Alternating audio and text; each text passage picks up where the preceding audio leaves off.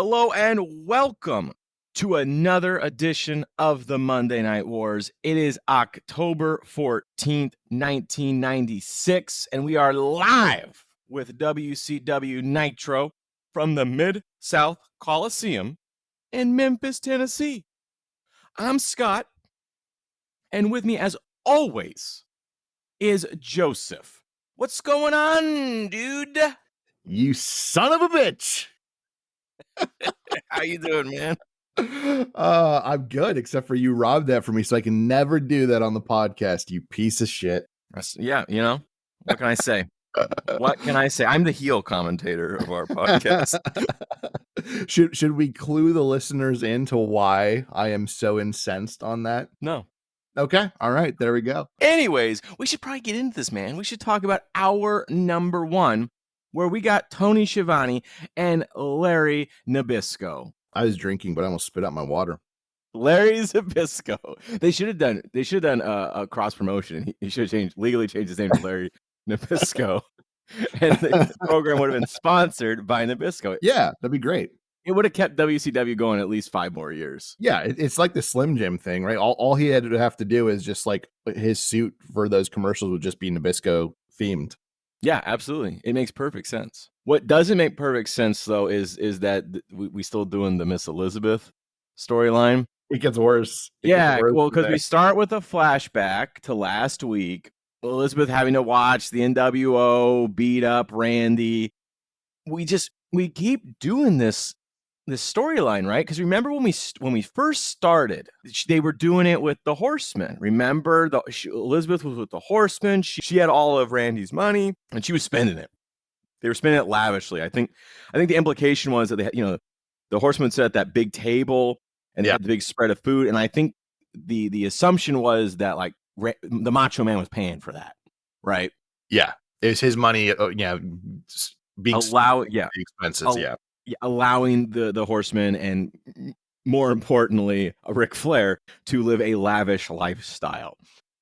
But now we're doing it again with the NWO, right? Like she's making a deal. The NWO keeps attacking the Macho Man because the Macho Man's like the only guy that's capable of standing up to them. And she's made a deal that she'll join them if they just stop beating up the Macho Man. What do you think, Joseph? I also don't like it. It's going to get worse, and we get to talk about it even more later on. But I will say at least this one is like there's kind of a semi-reasonable angle, right? Like regardless, I would assume if you got divorced with somebody, you'd still love at least the memory of, you know what I mean? Hopefully if it wasn't a horrible divorce. So I could kind of understand the heartstrings and all that stuff. And the way that they're using it, at least in this one, isn't like, ha ha ha, she stole all your money and now I'm using it, which was really, really fucking horrible. And this time it's like, we are literally just using you so we can get him off his guard so we have an easy win in Halloween Havoc. Let's move on. Dean Malenko, Brad Armstrong, 5 minutes, 22 seconds. Tell me about this. This is a very fun opener, and Dean wins it on a roll-up. These kinds of matches are great show openers. You don't necessarily need to have a great story. You just need to kind of get the crowd going, and I think this certainly accomplished that. I gave this a B. And then after that, we got the New World Order arriving. The limo has shown up, I guess I should say. And they're all lovey-dovey, man. It's too sweet being in the NWO. They're just having a good time. Let's get into the most important match of the night. Because we got my boy, Hacksaw Jim Duggan. Oh, I thought you meant M Wall Street. No. Versus M Wall Street, because they got a rivalry, I guess, or something. Yeah, a rivalry that's never really been explained. I don't know. Well, going on for a year now. I mean, Hacksaw Redneck, he don't like the government. That's true. He don't like the tax man. He don't like the government because they're, changing weather patterns and sending hurricanes into the South. Mm-hmm. Boy, you telling it like it is on this podcast. Bro, wouldn't that have been hot though if the angle was just legit that Hacksaw Jim Duggan's a redneck who don't like the tax man? Like it could be that great. Simple, and I'd love it. Anyways, this is a pretty short one. Well, I guess not that short. It's 4 minutes 34 seconds. But there's a lot of chin locking And then we taped that shit up, man. Tell me about it. My first note here was that the more I watch Hacksaw, the more I appreciate him. I think he's at this stage in his career a really good kind of mid card guy, which is important, right? And I was going to say this kind of going back to the last match, and does play into this one too. One thing I'm appreciating with WCW that we're not getting in WWF, and I don't know if it's because A, they just don't know what the fuck they're doing, or B, because they really don't have an extra hour to do this. Although when they do get an extra hour, it's still not going to be great. But they will utilize some of that extra time and in Nitro to kind of just go, let's just put on some matches that are entertaining and then let that go, and then we'll weave the stories around them. This match technically, like you said, has a story because they're obviously kind of feuding, but really it's similar to the first one, right? It's just a simple competent match that's going to keep the crowd entertained, and then you can move on to your next segment. And like you said, we get some tape shenanigans because of course we do. Wall Street actually goes to use the tape from Hacksaw, but Hacksaw clotheslines him for the win. And guess what? Your boy got more tape because of course he does. I gave this a C. It's not amazing, but it is very, very just kind of simply entertaining. You love Hacksaw. It's your boy. I certainly like Hacksaw a lot. I don't know if I would put him on my Mount Rushmore like I think maybe you would, but I definitely appreciate him. They've used the multiple tape angle a couple of times now, and it never gets old. No, it doesn't. It's hilarious. They take the tape from him, and he's just got another roll. It's like, how many rolls you got in there? I want a third roll. I want this to be like a clown car of tape. Or you just like, how much tape can he fit in his little shorts? You know, what if he comes out one day and the shorts are bulged all around because they're just filled with full of tape? I'd love it, man. I love it. After that, we pretty much go straight into the next match. We've got Hugh Morris versus Jim Powers. It's a 6-minute, 34-second match. It starts with some weird comments about Jerry Lawler. Did you pick up on that? About helping them promote the event. I didn't get it. I didn't know what they were talking about, but we've got a match. And I didn't hear that too, but it also could be because they're doing right now on WWF, they are actively trying to bury Jeff Jarrett. They're actively trying to bury Kevin Nash and Scott Hall with, fake Razor and fake Diesel. So it could be along those lines because I'm sure Jerry said something. I mean, I kind of only listen to Jerry now if he's specifically targeting an individual so I can call him out for being a piece of shit. But beyond that, I just kind of ignore him at this point.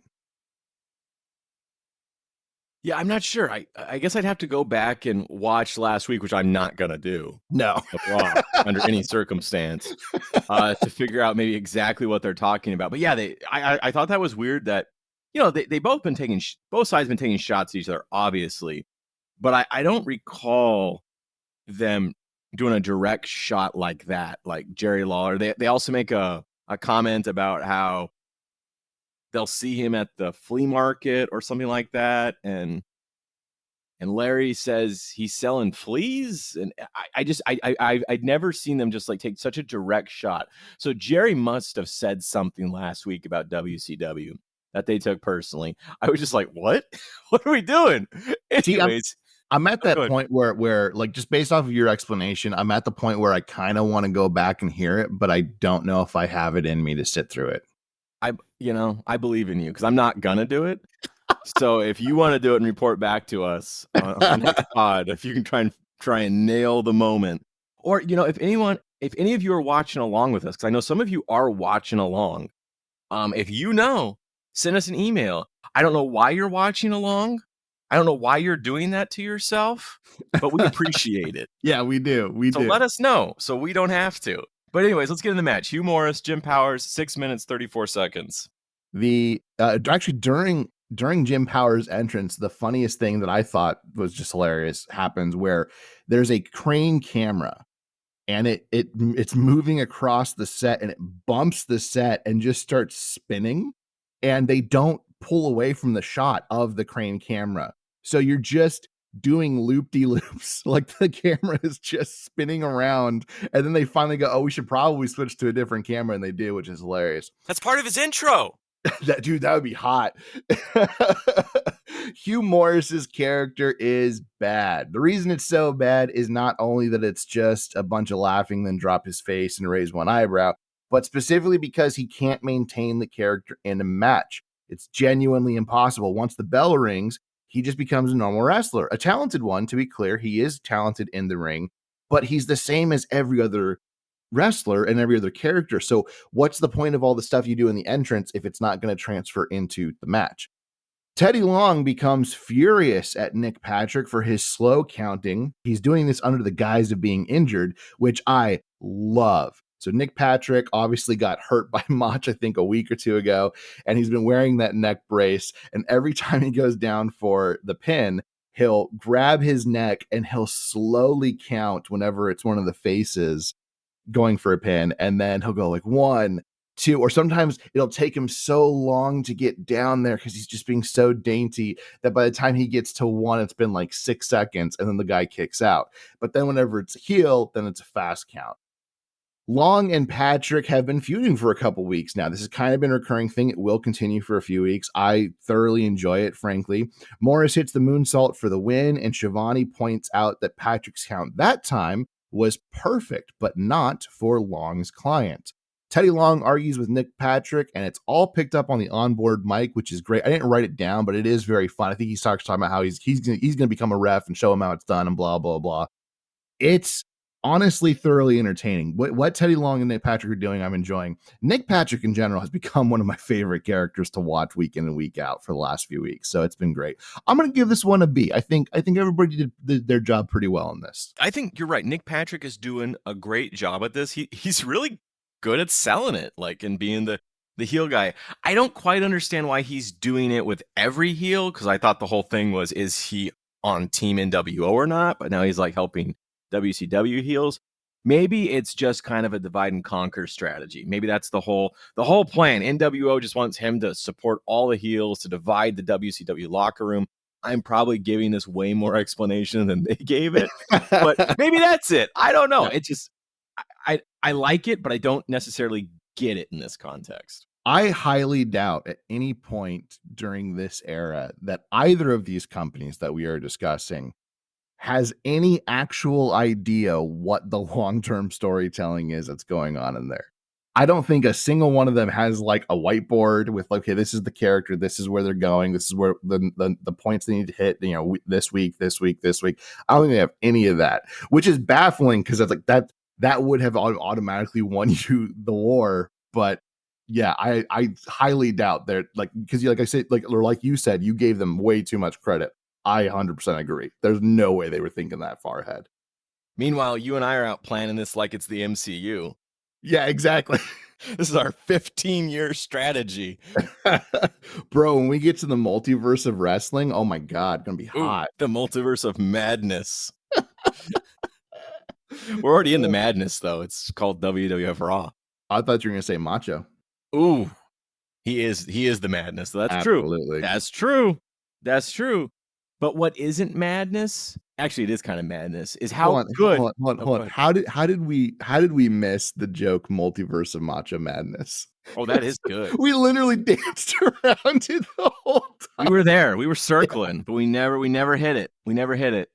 All right, we'll have to insert it somewhere else and act like you're just gonna hear on the cut multiverse of Macho Madness. That's so good. And a monotone. Multiverse of Macho Madness. That's good, man. But here's some more madness. How good WCW Saturday Night is. I don't know why we keep doing this. 605. The Superstation.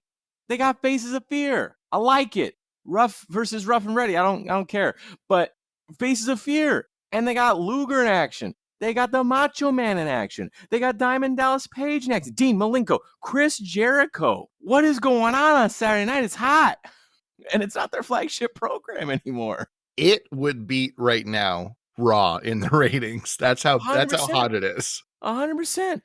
But you got all those guys playing, and then your next match on Nitro is Lex Luger versus Greg Valentine. What? I thought Greg was done. I thought he was retired.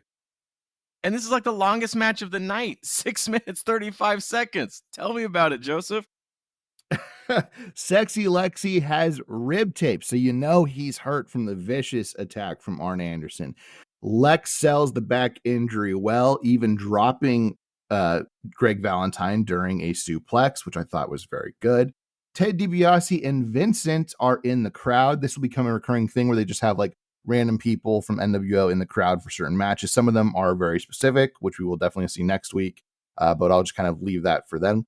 Hollywood Hulk Hogan is demanding to make an announcement tonight on Nitro, according to Eric Bischoff. Lex looks incredibly perseverant here and eventually gets Valentine in the wreck for the win.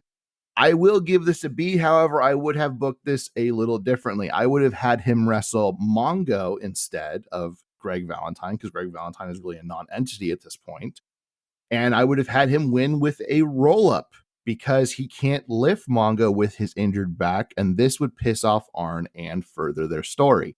But like we said, we'd give them way too much credit to do that. Anyways, I did enjoy it. Well, that makes one of us. Really? No, I thought it was fine. I just, after they show me everyone's going to be on the card on a Saturday night, which has actually now been rebranded NWO Saturday Night, I should mention. They've apparently taken over that program. And then you get Greg Valentine. It's like, what? Dude's 137 years old. What is going on? And then after that, we got Mike Enos in action. I don't get it. Anyways, between the next match and this match, we got Tony Schiavone talking to Nick Patrick. He tells him that the Macho Man was fined for attacking Nick. Nick's excited to hear this, but he only got fined $500. And Nick Patrick wanted him fined $1 million. Nick is not happy about this. He's gonna get his lawyers. But Schiavone says, hold on, wait a minute, though. I gotta ask you something else. Last week on NWO Saturday Night, there was a ski mask wearing referee. Looked a lot like you, Nick. Sounded a lot like you, Nick. Are you the NWO's secret referee? No. Nick Patrick says, no way. He is Team WCW. But then the camera kind of pans over to Ted DiBiase and Vincent. So I'm not so sure here, Joseph. But I liked it because Nick Patrick is good. I liked it.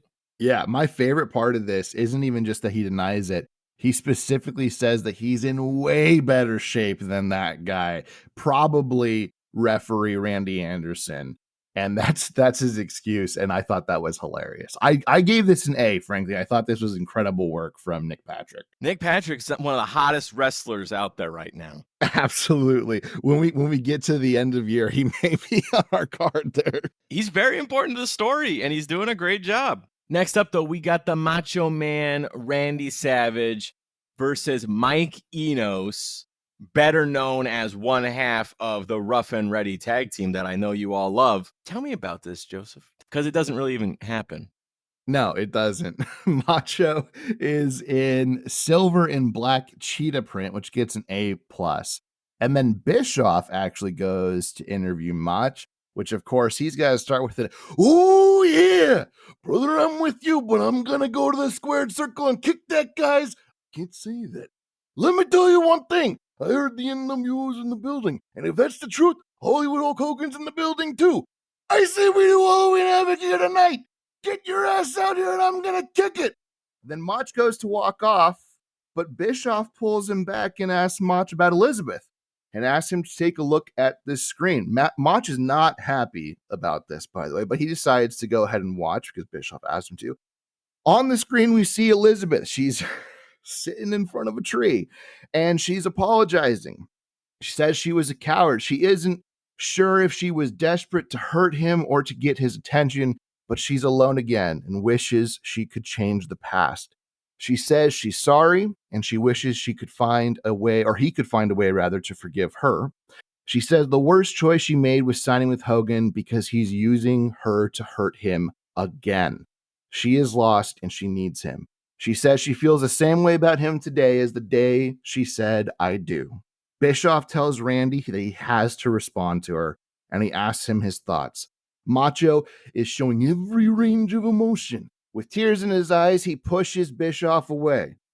Bischoff hands off the mic, which I love that move because it shows it's no longer a story or a scoop for him. He just wants Macho to be okay, which honestly may be easier accomplished by not repeatedly forcing him into storylines with his ex-wife, but whatever. Mach cries to the back and he gets into a limo and he leaves. I'm unfortunately giving this an A+ because the on-screen presentation is fantastic. The behind the scenes gets an F because what they're doing is like really good. It's really good television. But God, stop putting these people together. Like, they have scars, emotional scars. Let them fucking heal, and they won't. It's well done, but horrible. It's Yeah, that's exactly my point. I don't know how much of this was the Macho Man acting or that it actually hit a chord, because he gets like, He cries. He really does Yeah. cry. Like, I'm not joking when I say he had tears in his eyes. He does. he gets emotional, like legitimately emotional, and he leaves. I don't know if that was part of it or if he just left. And I think, obviously that's good storytelling in wrestling, where I'm not sure if this is real or not, right? Like, obviously it's part of the storyline, but it seems like the emotion is real here. I'm not sure if he just left because he's like, I can't do this. I'm not sure. So I think it was well done, but also, like, we don't need to keep bringing up their divorce. It was very difficult for both of them. Let's not keep doing it. Again, we always talk about, you can do these things. You can talk about real life stuff. You can do you can have heels do offensive things and all that sort of stuff. They're heels and you're supposed to hate them, and they do bad things, so you hate them. But it really has to be done like in a tasteful way. They could angle this better, and it's really just digging up old, rough personal stuff, right? Like, I don't know how I would rebook this, but not like this. Problem is that in this era of wrestling history, there is not a single person in the industry who is equipped to handle a storyline like this gracefully.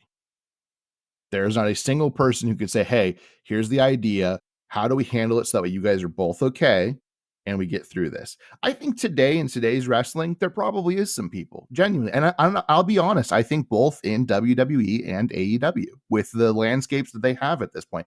Oh, and TNA, because I think they're doing pretty well too. So I think you could probably have somebody who could say, hey, we know this is a thing, do you guys want to explore this on camera? If you do, how do you want to do it? Blah, blah, blah. Or for the wrestlers themselves who are dealing with it, to say, hey, you know what? We've already got this heat between each other. Let's go ahead and put it on TV so we can make money off of it, right? Whatever the case may be. I think there is a way nowadays to do it. But at this time, when the majority of the people that we're talking about, like, there's people that we love, but let's not get it twisted. The majority of the wrestlers at this time, the majority of the producers, the people behind the scenes, the on-screen talent, the owners, are all bags of shit. There is maybe It's a nasty business. Yeah, there is maybe 5% of them that are good people. Like, there's one Owen for every 10 Hogan. Okay, so it's not. Whoa! No, the guy's a fucking piece of shit. He just allegedly Hogan sues people. Yeah, he sues people. I don't give a shit. I could exactly point out why he's a piece of shit and all the horrible things he's done. Dude bankrupted Gawker. Well, because they stole something. That's how he bankrupted them. And I got like $5 to my name, Joseph. I don't got as long as we don't steal anything, we'll be all right. Okay, I guess that's the rule. But anyways, so I just don't think at this time it works, right? Like, we pretty heavily criticized WWF for their handling and continued handling of Jake the Snake. I think this is right there with it. I will say that this is probably a little bit less detrimental because of the ramifications that can happen with, alcoholism and getting someone to spiral back into that. But it's still not like it's not by enough to make it go like, oh, well, they're not that bad. Yeah, they're not pouring alcohol down their throats like they are over at WWF, which hopefully probably isn't real alcohol, but 96 WWF, I wouldn't put it past them to just crack open a bottle of bourbon and pour it down Jake the Snake's throat. So yeah, that's the difference, but it's still not great. But what is great is we got Eddie Guerrero versus The Cheetah Kid, Joseph. The Cheetah Kid. 2 minutes, 41 seconds. Tell me about Eddie Guerrero versus the Cheetah Kid. I was honestly wondering if you were going to be like, oh, and here's who the Cheetah Kid is. So Eddie Guerrero cuts his, I think at this point, best face promo that he's done, where he calls DDP a one move wrestler that cannot break his heart, and at Halloween Havoc, he will kick his butt. It is incredibly babyface, to be clear. Like, even saying I'll kick your butt instead of kick your ass, like that's so clean. But it's also the only promo that he's cut to this point that really has a lot of like conviction behind it. And there's a logical story as to why he wants to kick his butt. So I thoroughly enjoyed that. I thought that was really well done from him. Cheetah Kid is the original Prince Iakea, not to be confused with the more well-known WCW Prince Iakea. They are two different wrestlers. Guerrero wins a very fun matchup, and because of the promo in the beginning, I'm going to give it a B because it technically does move a storyline. But you're right, it's 2 minutes. I would, if you were looking at this on screen or on like a sheet or roll call or whatever, you would not be hyped for it, but they do a pretty good job with it. Yeah, I like the part where you said, I thought you were going to go into who the Cheetah Kid was. I have no idea who he is. So I think later on, if I'm not mistaken, because I was doing research and it was a little confusing to figure it out because multiple people have played him. And I think later on, Rocco Rock will play this character as well for a time. Before. Okay, gotcha. Yeah. No, yeah, that's what came up. Rocco Rock used it like in the 80s, early 90s. He was the Cheetah Kid. Gotcha. So it's apparently a thing that moves around, I guess. But yeah, I looked it up and I was like, well, I was like, Rocco Rock. That ain't Rocco Rock. So I had no idea what was going on. It was just some dude in a cheetah mask, although it kind of looks more like a tiger mask. I don't know. It's fine. Whatever. Frog splash. We like you, Eddie. But what I like more than anything, Joseph, now this is the highlight of the night. What's up next? This is the most important thing that happens on both programs. This is history. Lean in. Listeners, you need to focus because this is history that is about to happen. We get our first On the Road with Lee Marshall segment. 1-800-COLLECT On the Road with Lee Marshall segment. There ain't no party like a Nitro party. We love these. They are fantastic. Lee Marshall, has he been on before? Is this kind of his first? Yes. No, he's been on like a pay-per-view or two. He's done like interviews backstage, but this becomes like what he's known for in WWE. This becomes his thing, yeah. The whole point of it is that he's hyping their next event. He's on the road. He's at the next show to tell you about how great it is and how hyped people are. He's in Minnesota for this one. He's very excited. He's trying to sell tickets. That's what he's trying to do. I should note that Lee Marshall is the voice, or at least was the voice, of Tony the Tiger. So imagine that. Imagine Tony the Tiger calling in 1-800-COLLECT. It's got that 90s gritty kind of phone voice that we love. And then he usually says something awful about Bobby Heenan. I don't actually think that it starts this week, but at some point, he starts to refer to Bobby Heenan as a weasel because he and Bobby go back and forth. And there's always a comment about weasels. That comes later, but it's stupid. The weasel jokes are stupid, but I think I do, and I'm sure you do, laugh every single time because it's so stupid. Absolutely. Look, we aren't like toying with you guys. We genuinely love these segments. These are hilarious every time. Initially, they really are informative.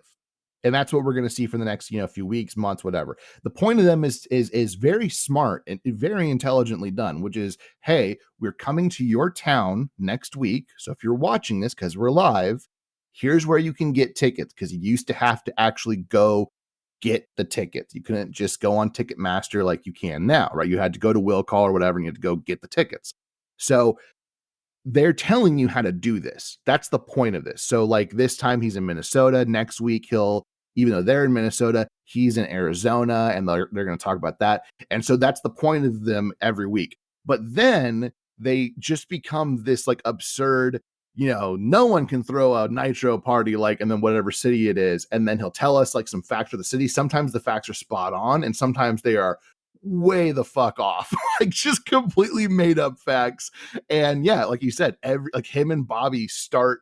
I think Bobby actually next week makes a comment about him. I don't know if I wrote it down, but it's a very offhanded comment. And then they start trading barbs, and they're so good. They are fantastic. It serves a purpose because we have long criticized WCW for never telling us when anything is, where we have to like look it up, like when is Halloween Havoc? Like WWF, we know when there's a pay-per-view coming up because they sell the hell out of it.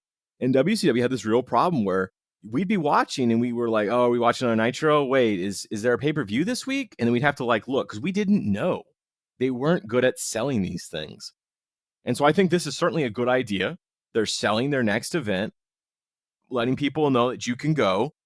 And yeah, and it slowly just descends into absolute absurdity. At some point, it just sounds like Lee Marshall's just like a friggin' party animal. Like the dude is just insane. Yeah, and when you see him, he's like the complete opposite of that. It's like the Mean Gene thing, right? There's nothing mean about Mean Gene, and so it's hilarious because all he does is talk about the parties and stuff, and he is not a party animal, or at least seemingly not, based off what we can see visually.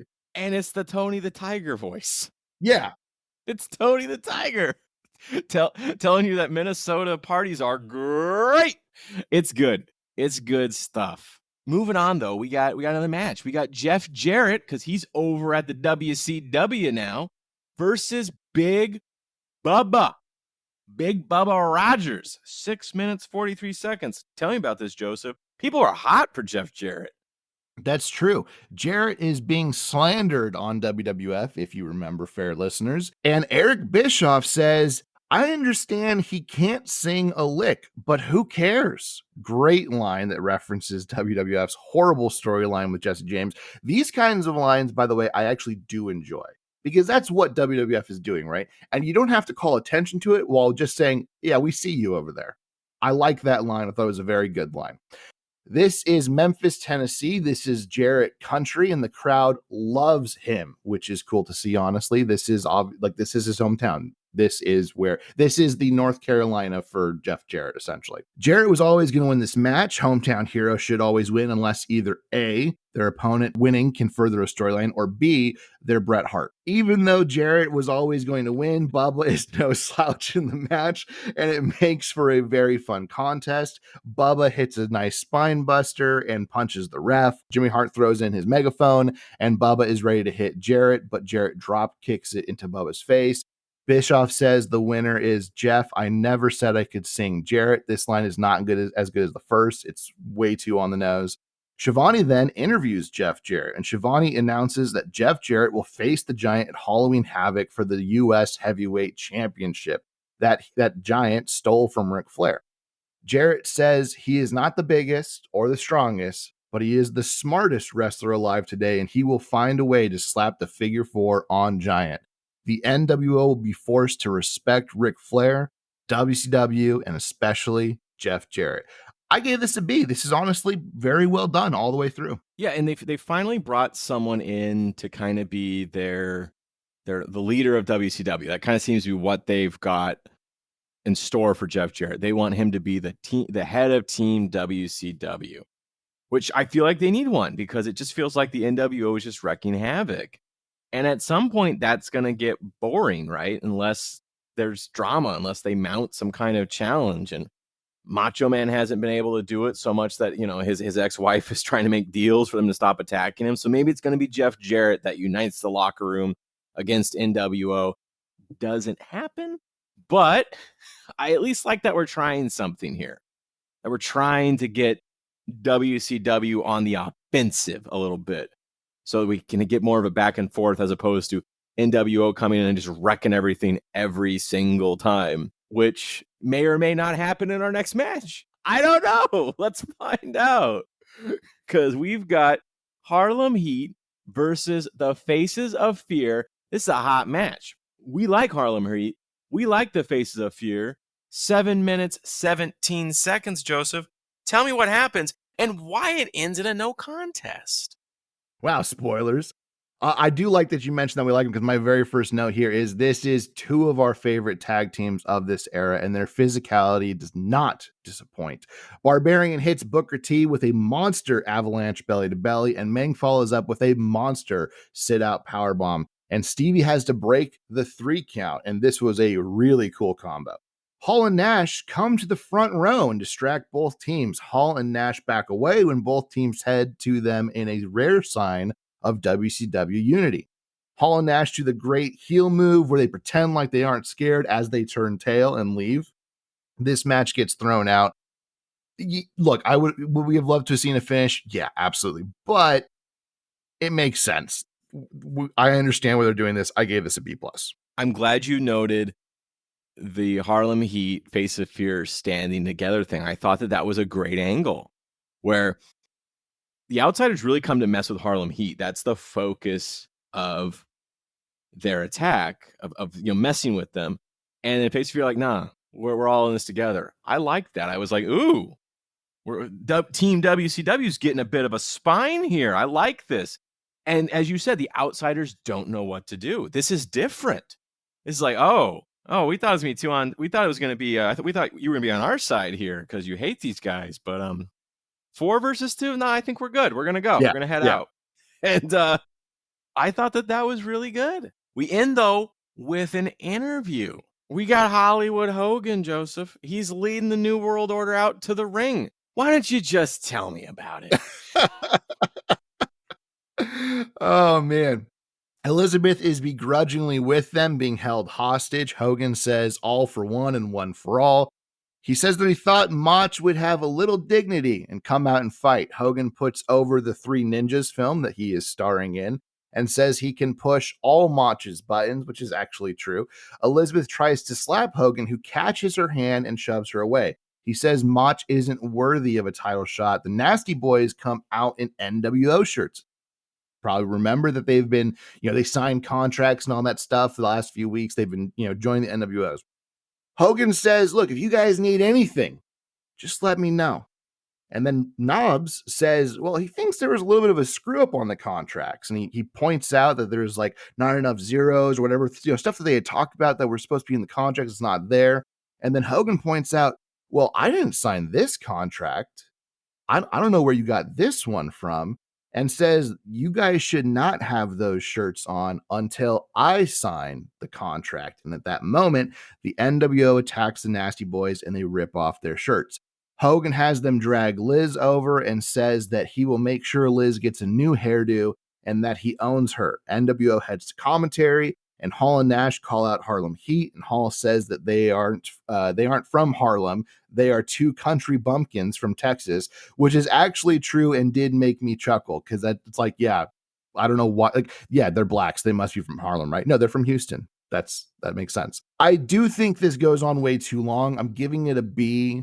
I thought the Nasty Boy stuff was pretty fun because it kind of continues the idea of, Hogan doesn't care if you're friends. This is about business. You probably could have done this weeks ago and really made that point clear around the same time you did Booty Man stuff. I thought the Liz stuff was like, all right. But beyond that, everything else I was fine with. I liked the Nasty Boy stuff. You're right. I thought that was actually pretty good because we've talked over and over and over and over again about how the Nasty Boys are actually personal friends with Hulk Hogan. And then Hulk Hogan says, nah. I think it's really good for a storyline angle. Like, he just doesn't, it doesn't matter if you're my friend. It doesn't matter anything. You're either in or you're out. And you're disrespecting the gang by wearing our colors without actually being in the gang. So you're out. You're done. I really liked that. I thought that stuff was good. I think it just shows how bad they are. Like even his friends aren't safe from the NWO. So I thought that was good. You're right. The Miss Elizabeth stuff, we just keep going at it. I mean, they show the Macho Man getting emotional again. They show it again because they're like, hey, watch it again. And I don't want to watch it again. And Halloween Havoc, though, is coming up next. And that's pretty much how we end it. This is the go-home show for Halloween Havoc. So, no, it's not. There's one more. Is there one more after this? Yeah, no, there's one more show before that. There's one more after this. Because actually, I will say, nice little teaser here, something momentous happens at the next episode of Nitro. Whoa. You heard it here first. Well, let's get right into that. Oh, just kidding. We got to talk about Raw. Because Raw, again, for the 27th time in a row, is at the Hershey Park Arena in Hershey, Pennsylvania. I just laugh so hard. I just have to stay there in the same place for like 4 or 5 weeks in a row. Anyways, we got Kevin Kelly and Jim Ross. Jerry's not on commentary because he's in a match. And Vince hasn't been on commentary lately for some reason. I don't even know if they've really clarified why Vince is not on commentary right now, but he's not. I think they were just trying something new and it doesn't work out. He will be back pretty soon. But we're rolling up on Buried Alive, the next In Your House PPV. Very exciting. But this Raw is not exciting. It is not good. Before we started, I was telling Joseph, is this the worst Raw? And he said, no, the other one was worse. But it's not good. But it is not good. Our first match, though, is Vader. Well, Vader's good. Love some Vader. Yeah, versus Phineas Godwin. Oh, okay. Tell me about this barn burner of a match. I do not love Phineas Godwin. Like you said, Vin Man's going to return to duties next week. That's one of the probably one of the most notable things that happens during this match. Sid distracts Vader, and Phineas gets the upper hand until Vader counters a slop drop and then hits the Vader bomb for the win. It's very quick. It's not the worst thing, to be clear. I'm not shitting on it like, oh my god, this is horrible. It's a fine TV match. It's whatever. It got a C for me. Anyways, yeah. Mr. Perfect, though, he's out here. He comes out, talks about how he's great. He's still perfect. He doesn't like the young guys with the hairdos, which I assume is Triple H or Hunter Hearst Helmsley, because he does have beautiful hair. He does. It's very lovely. Yeah. You got anything to comment on Mr. Perfect here? I do like that he says there's one and only, Mr. Perfect. I thought that was fine. Although I will say, like, Clark Gable, Tom Selleck, Hugh Jackman, seems like there's a few. That's all I'm saying. He says he will wrestle next week, which is, generally maybe the first thing that I've been excited about on Raw for months, seeing Mr. Perfect wrestle. That's pretty cool. I'm going to give this a C+. He does his job well. I thought what he had to say was fine. He knows what to do. He knows his character. One of the few good takeaways we've had from Raw in quite a few weeks. Again, this is why I'm saying that I just don't think this is the worst Raw ever, because there's at least storylines going on.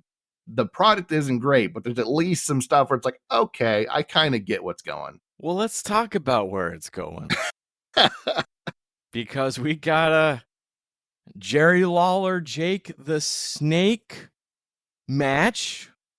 Hopefully the conclusion of this story angle. There's not really a match here, Joseph, right? I think it's all of 10 seconds. So I guess maybe I'll just explain it. Jake comes out. He's visibly drunk. Oh, great.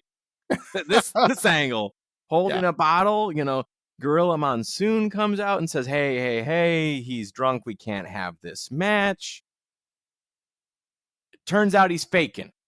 He hits Jerry Lawler with the DDT for the win, and then he pours the bottle all over him, and that's it. Is this over?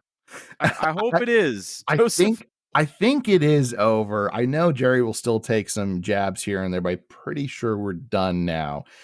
One of the crazy things to me was not only does he come out stumbling around drunk, right? Or at least pretending that he is, but Jake is not in good shape at this point.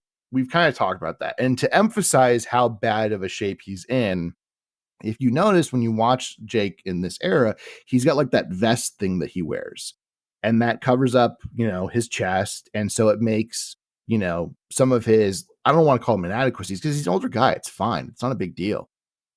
It covers that up. So he looks just like a wrestler, just like a normal wrestler. And this is his outfit. Whereas earlier in his career, when he was more fit, and by the way, Jake has never been ripped, but he was more fit earlier. He didn't wear, any sort of shirt or vest or anything. It was just the tights. And so he comes out and he's not wearing that vest. So you can see the dad bod belly and things like that, which again, not a big deal. But the only reason they're doing that is to be like, haha, look at how badly, how out of shape he is and stuff like that, which really is just insulting as hell to him. Because I'm sure it was probably his choice to wear the vest or something. I don't know.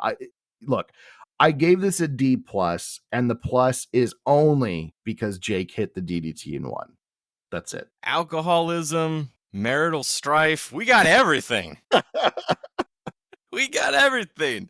We even got Jesse James here to tell you that he's really a good singer. Because he's next. We do another interview with him because we're really trying to bury Jeff Jarrett and make Jesse James a star, and it just ain't gonna happen. We aren't ready for it yet. No. You might say they didn't know. Oh, they didn't know. Like how you completely lost all hype in that. But well, because I mean, it's so far away. I know. Oh my God. They run with this so long and then somehow make it even worse. Yeah. Oh my God. This is a really bad time for Raw, ladies and gentlemen, which you know. But I just need to make clear that in our watches, I am slowly losing my will to live. The descent into madness is beginning. And we're like a year ahead, and I'm still like, what are we doing? Yeah. It's getting better. I will tell you there's light at the end of the tunnel. It's only like a year away. Yeah. Yeah, no, we actually had like this is hilarious. The other day we were watching, and like we said, we're like a year ahead in our watch, and we had an episode where me and Scott went, wait, was that a good episode of Raw? Like we had fun the whole way through, and it was just like, whoa. And then the next episode, we're like, we're there, we're finally, and the next episode was so bad. And it was like, come on, why? That episode we watched, they finally realized that Stone Cold is the face of this new era. And they just let him run wild for an entire episode. And it was fantastic. We loved it. And then the next episode was just poop again. It's just the highs and lows, man. But at least there's some highs coming, because there's just been low after low after low with Raw right now. And we're going to keep going, because next we've got Hunter Hearst Helmsley versus Freddie Joe Floyd, and Hunter loses. Somehow. We know why. Tell us why, Joseph. Hunter handcuffs his lady of the week to the ropes to make sure that Perfect can't steal her, which honestly I was amused by.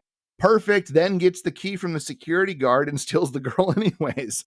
Hunter hits the pedigree for the 1, 2, then he gets up before 3 when he realizes that Perfect is gone with the girl, and so he runs over to Perfect, and Perfect turns and punches Hunter, who gets counted out and loses.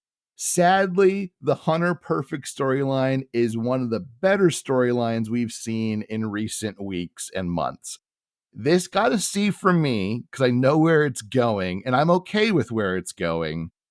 But yeah, this is the highlight storyline we've got right now, guys. My God, I think you're right. This probably is the best angle Ra's got going right now. Well, Sunny comes out, and she got a giant poster. She unveils a giant, sexy poster of herself, and then she joins us on commentary. Our next exciting match is Farouk versus, well, it's Alex Porto, but they called him like the Pug. Yeah, that's his nickname, Alex the Pug Porto. Did I black out? Yeah, no, that happened a few weeks ago, and you were like, Alex Porto, and I went, yeah, the Pug. I think I've just refused to let that into my brain, because it's the worst thing ever. It's what kind of name is that? The Pug. I'm gonna start using a word you used earlier, which is it's poop. It's the poop. Farouk versus the poop. Like, what is the thought process behind the Pug? My friend had a pug. They're stupid dogs.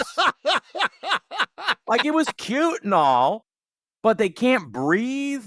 You don't have to lie so that way your friend can feel better about themselves. It was a sweet dog. Are not cute. It was a sweet dog, and it was cute in like a stupid kind of way. Like, oh, that's a stupid dog. It's cute, but like we have genetically bred those things so that they shouldn't even be alive. Yeah, they have breathing issues. Their faces are flat. Like, they typically have like these weird underbites where you just see their teeth sticking out all the time. Like, why would anybody? You're the pug.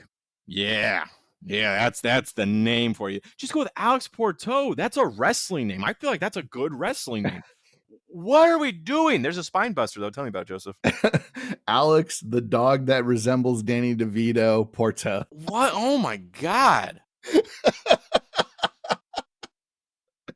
Oh man. Actually, during the Sunny bit, the only funny thing was JR says that we're wasting time with this. Preach, JR, preach.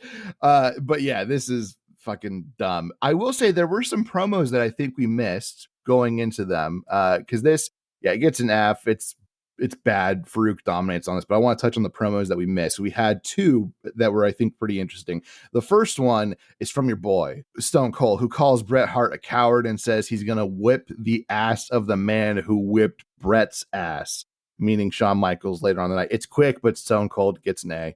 Mankind cuts an honestly chilling promo in a rainy graveyard saying he will basically kill The Undertaker. Like that one too. Gotta be. Like you said, we had, Porto versus Farouk. That gets an F. It was bad. And then that takes us to our next promo, which is Taker doing the exact same thing in the exact same graveyard. And this he doesn't say he'll kill. He says he'll extinguish Mankind. Also quick, also enjoyable. It got a B from me. I don't know how I missed those promos. Maybe I just blacked out. I think you were pretty done by the pug. Yeah, I think the Sunny thing, because what are we doing? Because she just comes out and they just drop this giant like sexy poster of her, and I'm like, why? And Jim Ross is right. We're just wasting time. I also like that JR talked about the stupid headgear that in the Farouk match, and I was like, yeah, that is stupid headgear. I hate it. I mean, I hate it too, but it's not going to get much better for him soon. No, but at least I feel like JR is JR still a heel because he's just speaking truth. JR is a heel still. The pay-per-view will prove that, but you're absolutely right. He's just telling the truth. He's just telling it like it is, man. Yeah. That's the problem with WWF, where Jim Cornette and Jim Ross, the heels, are making the most sense of anybody on the program. After that, though, we got our main event. We got Shawn Michaels. We got Steve Austin. This has got to save the night. This has got to be good, right? Please, for the love of God, Joseph, tell me this is good. This is, in fact, pretty good. It's not great. It's not amazing, but it is enjoyable. Sid cuts a mid-match promo about how HBK will face him, the master and ruler of the world. Meanwhile, HBK and Stone Cold are putting on a wrestling clinic, which we love to see. Thank fucking Christ we have something like this. The counters in this match are great because they aren't by the number counters. What I mean by that is sometimes great technical wrestlers will make counters that are really what I would call transitions. They aren't the next logical step from move to move. In this match, the counters are what you may do if you had scouted your opponent properly, which add to the drama of the match. So instead of just going, hey, we're going to go from this lock to this lock, it's, okay, I know he's going to go for this move. It's one of his signatures. So how do I counter that to set myself up for one of my moves? And that's really important. Stone Cold really does not get enough credit, especially at this point of his career before the major injury, for being a great technical wrestler. He really, really is. Vader eventually attacks Shawn for the DQ. Then Savio Vega attacks Stone Cold. Then Sid comes in for Vader. Then Fake Razor and Fake Diesel randomly look on. Okay. First off, I gave this a B, but I would like to rebook this if you will give me the time, Scott. Let me consult with the timekeeper. Yes, you can do it.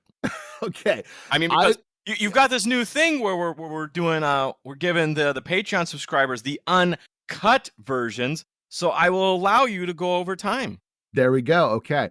So you know what? Maybe I'll just put this in just that version. Ooh. Oh, $2 a month.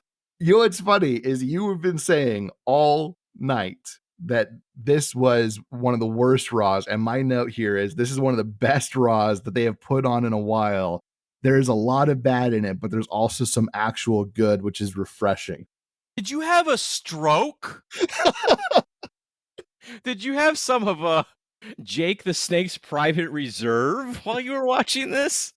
I mean, it's better than what we've been seeing. It's been so bad that you're just trying to justify. You're just trying to, like, you know that I'm losing the will to live. Like, no, but bro, it's pretty good. No, it wasn't. It was bad. But I got Jim Duggan, so I'm okay. I had WCW. I had Lee Marshall and Jim Duggan. That's a hot night. You might be surprised, Joseph, to find out that I'm giving it to WCW this week. Yeah, I still gave it to WCW. I think I looked up the ratings for this just out of curiosity, and I'm gonna go back again and look at them real quick. I'm gonna go clippity clop into my my Monday Night Wars ratings. I'm gonna clippity clop. I'm pretty sure it's 1.8 to 3.3. I think. Well, yes, I know. Obviously, they lose. You're 100% right. And but I think this might be like one of the lowest rated ones we've seen. 1.8. Yeah. It gets worse. There are lower ones, but this is definitely in the lowest. Because even when they're doing terrible, Raw stays in the 2s, slowly kind of works its way back up to 3, and then it gets into 4, and then we're back in 5 and they're winning. But 1.8 is this week is one of the lowest rated episodes of the entire Monday Night Wars. It gets down to 1.5. That's the lowest one I see for Raw. My God. People are tuning out. We talk about how at some point WWF has to know there's a problem. Hopefully 1.8 sends alarm bells. Yeah, hopefully. It takes a while, but I wonder. It'd be interesting to see if things start getting a little bit better. Because when I was doing research for this episode and all of that, I did see someone talk about how they feel like this episode is kind of the dam breaking, where it kind of starts to improve, that they're trying to do new things. We'll see if that's true. I'm interested to see if that's true, because where did the dam break? Where did Vince go, oh, this is a problem? Well, again, like, this episode wasn't good, but there's actual stories going on this time, which we have not had in weeks. We're going to have the pay-per-view. Something's going to happen at the pay-per-view, which is going to lead to definitely hype for next week. Because next week, they don't beat Nitro, obviously, but they do jump up significantly in ratings. And there's a very strong reason why. So the big storyline angle that gets WWF to jump in the ratings is at the pay-per-view. Is that what you're telling me? And you know, what I would say is the only way you can find out about that is if you pay us $2 a month and subscribe to the Patreon. Well, how about that? Night, guys. Bye, guys.